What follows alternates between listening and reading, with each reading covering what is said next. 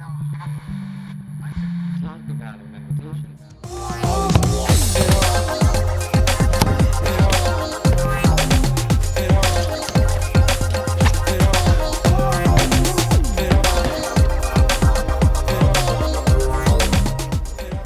I love football so much.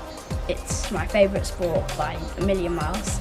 Play inside every single day, and then I have football training on Saturdays and then games at 11 o'clock on Sundays.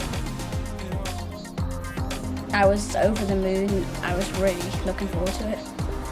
It first started when I was eating my lunch with everyone else in the changing rooms, and then there were 3 older boys. Then they came up to me, pointed at me, started laughing at me, they were shaking their bums at me.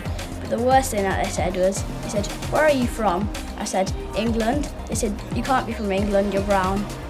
I was shocked because it had never been said to me before, and then I was really scared as well because they were all older than me and there were 3 of them and only 1 of me. The coach took me out and then he said, "Are these kids bullying you?" And then I said yes.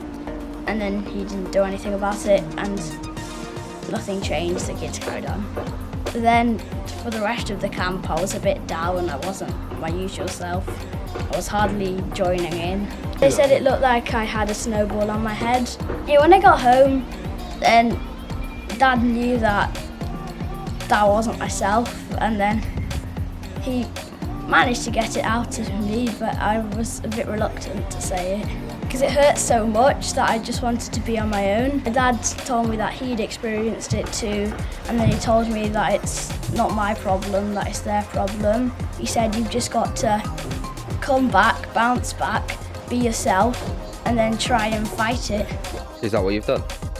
Yeah, the first thing I do is, number 1, I'd tell someone, and then I'd actually have a go, try and explain it to them that we're exactly the same, we're all equal.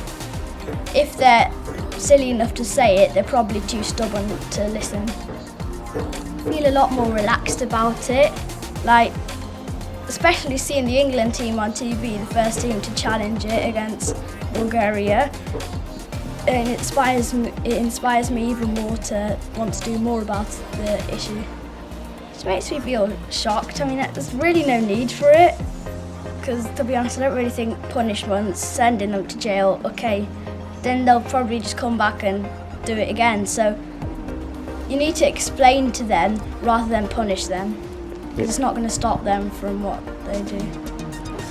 But it hasn't stopped me playing it, because football, I love it so much, nothing could really stop me from playing it, and it just makes me want to keep on challenging the issue more and more and more, and supporting organisations that are challenging it. So when I picked him up after the first camp, I saw something was wrong with his face. He didn't look as happy as he normally does, and then got him home, kind of coaxed it out of him as to what had happened, and he explained what happened in the changing rooms, that the boys had had a go at his top knot, and called him names, and I knew it was going to happen to him at some stage, but obviously the first time it happened, I was really upset, because I thought, even though I'd been through it as a child and growing up, I didn't think the same thing would happen to my kids as well.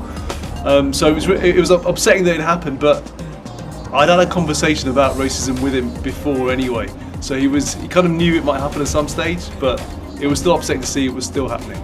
I didn't think it would happen to him when he was that young. I thought maybe later on, but yeah, a kid at 7 shouldn't be feeling that he is being victimised and singled out because of the way he looks, especially at something that he really enjoys. I'm really proud of the way he's responded to it, and part of the response was I didn't want him to feel like a victim. So it was kind of me as a parent trying to work out how to respond to the issue so that he felt empowered to do something about it, and everything that he's done since then, he's done really, really well. And the fact that he wants to challenge the issue, not just on behalf of himself, but for anybody who's been a victim of any kind of discrimination, is something that I'm really pleased about. We talk about this quite a lot. The fact that any kind of discrimination isn't something that should be allowed or accepted. And for him as a young kid to stand up for something, It does make me really proud as a parent, and will prepare him for the rest of his life to challenge these sorts of issues.